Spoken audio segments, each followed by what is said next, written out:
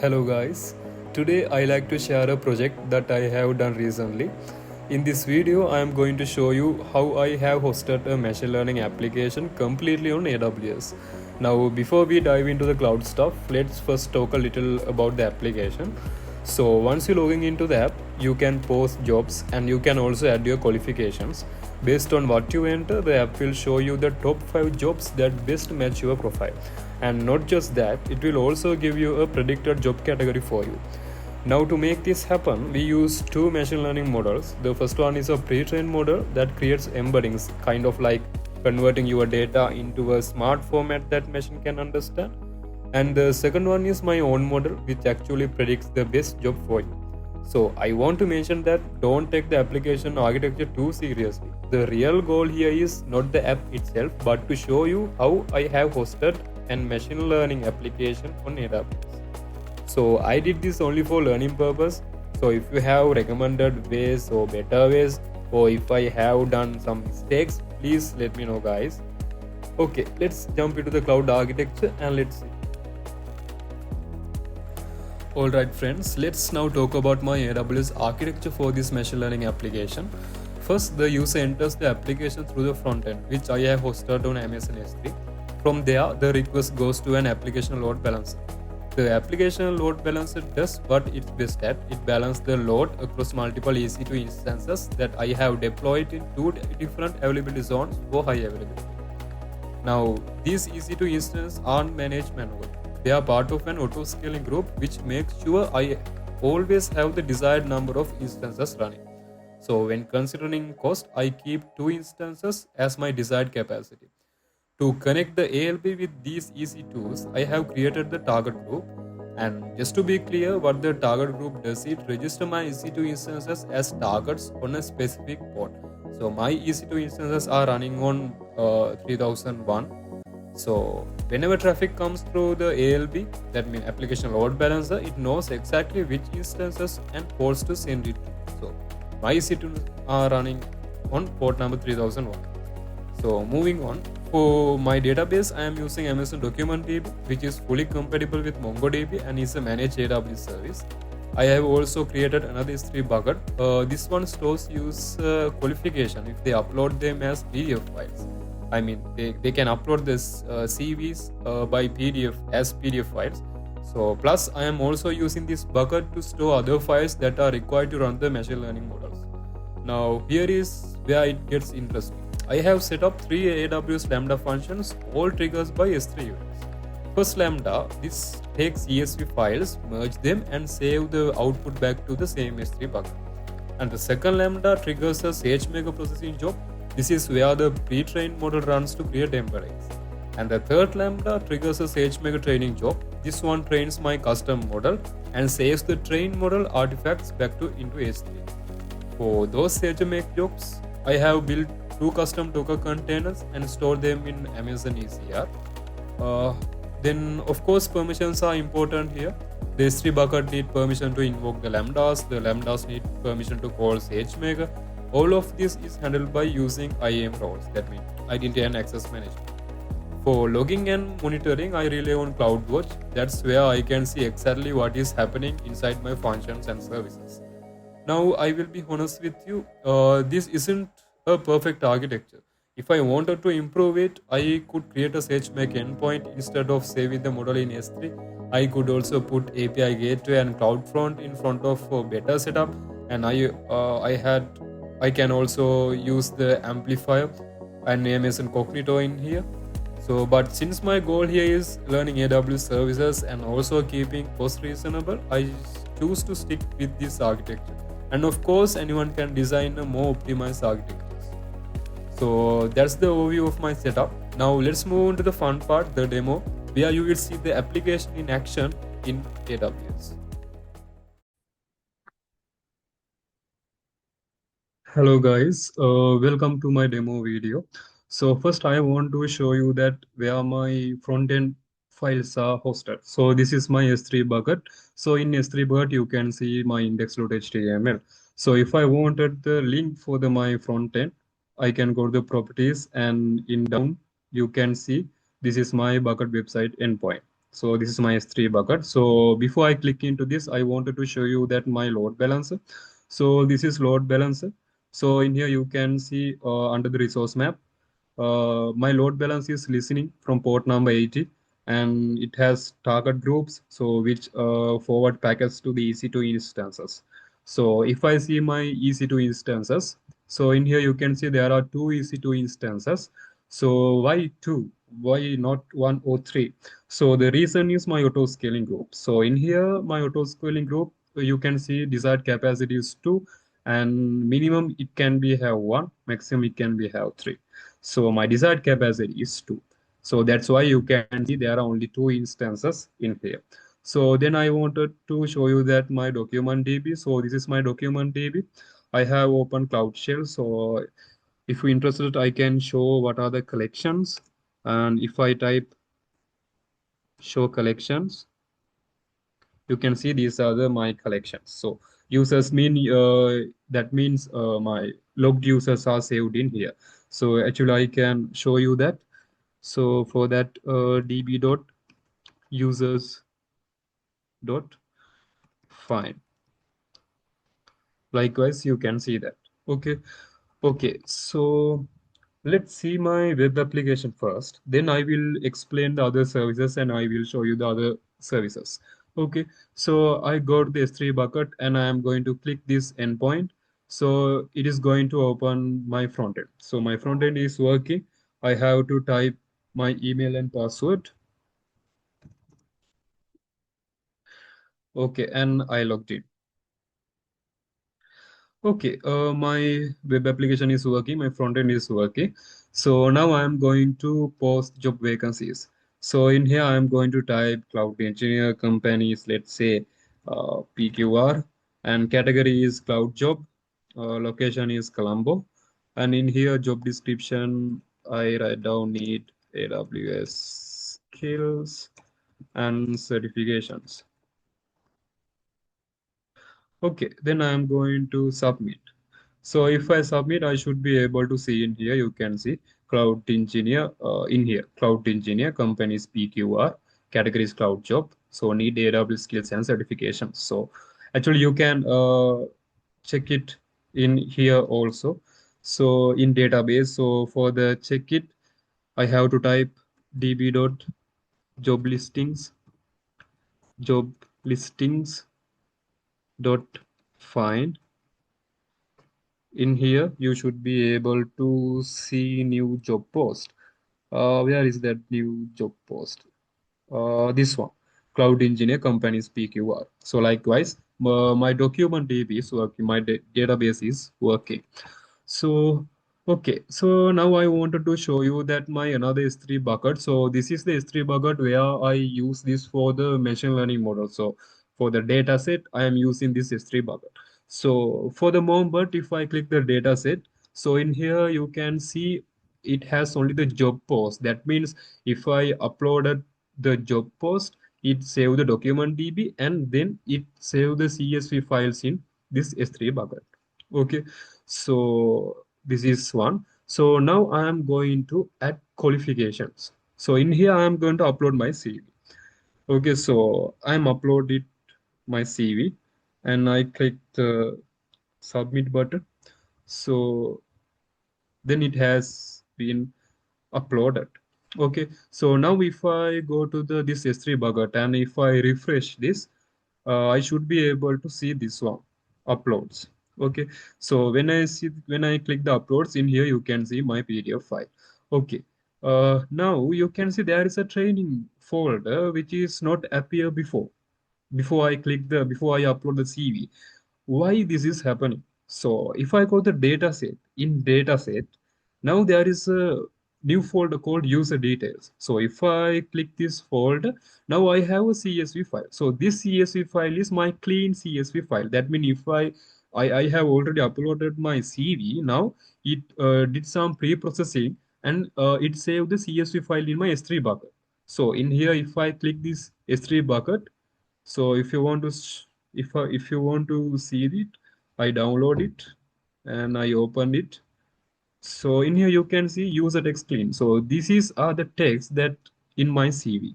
Okay, so in here you can see that under the dataset folder, there is a new folder created called user details. Okay, now I wanted to go to the properties. In properties, under the event notification, in here you can see if put or post events happens under the dataset user details. That means already it happened because I have uploaded my CV files, and it has updated CSV file in my S3 bucket under the dataset and under the user details folder. So if it happens, then it trigger a Lambda function called JRS merge CSVs. Okay, so when I click this, I should be able to see my Lambda function.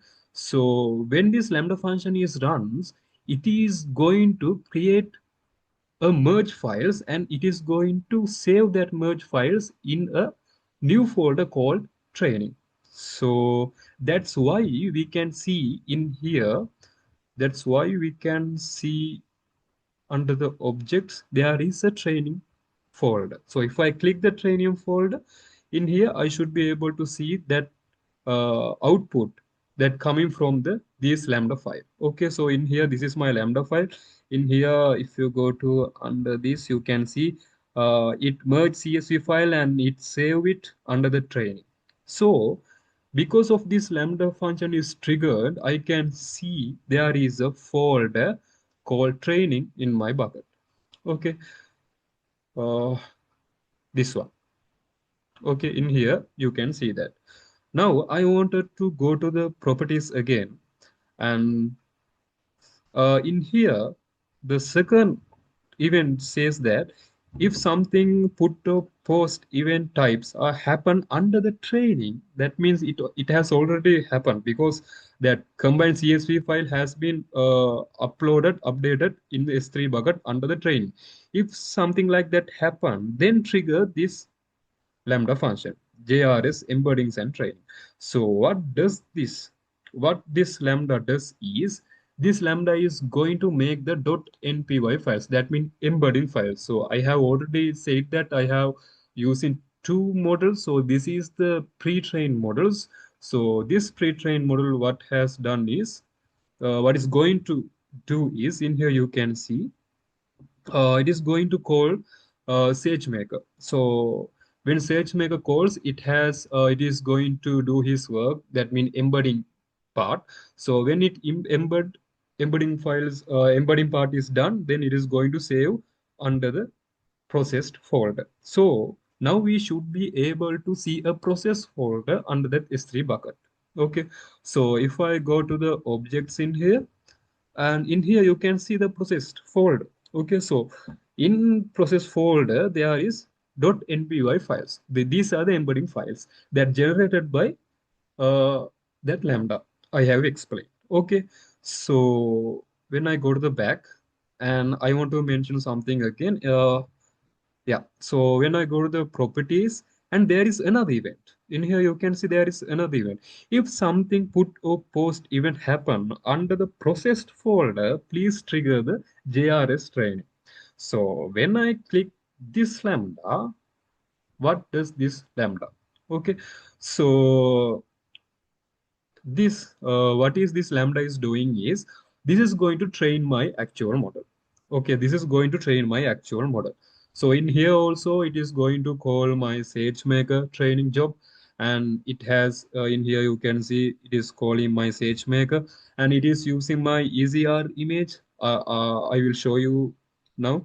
So in here finally it is going to get that model, and it is going to upload it under the models folder. So I should be able to see models folder in my S3 bucket. Let's see. I'm going to my bucket, and in here under objects, oh, still I am not seeing it. That's mean it is still working. My SageMaker training job is still training. So it is training still. So meanwhile, I can show you the ECR image. So I have used two ECR image for the two lambdas because, so lambda, we can lambda is serverless, but run big process. I mean in here. So for example, in here you can see I have import many things. Okay, sorry, not this one, this one. So in here I have import many things. So for that I need a container that contains these packages are installed. So I have to use a package. I have to use those packages. So use those packages. To use those packages, I need the easier image. Okay, so that's why I am passing in here ECR image URI. So if I go to the configuration, in here environment variables, in here you can see this is my ECR image URI. So this is the container image that I am going to use for the SageMaker. Okay, so likewise I am going to use two images, container images for two lambdas. So those two lambdas are running on that is ECR images. Okay, so if you want to see it, I can show you my ECR repository. So this is my ECR repository. In here, you can see there are images, repository names. So these are the true repository names. If I click this one's SBIRT embed processor, in here you can see these are my images. Okay, so I am going to use these images for running my SageMaker processing job and training job. Okay, let's move into the our S3 bucket. Still it is not appearing. Where is my model folder? In here you can see it has appeared. So in latest we can see my models. So now my model has been deployed in S3 bucket. So now what is I am going to do? So in here, if I click this view result button, so it is going to call a API call and it is going to invoke a Lambda function. So I am going to show you what is that Lambda functions. So under the function in here, you can see JR's predict. So this is the prediction function. If I click that button, it is going to run this lambda function. Okay, so in here you cannot see the code because this is using an image URI, so that's why you cannot see the code. So then this is going to work. Okay, so I am going to view result. So if I click this, I should be able to see the result. So in here, you can see my predicted job category is cloud job and what are the top 5 job matches to my CV.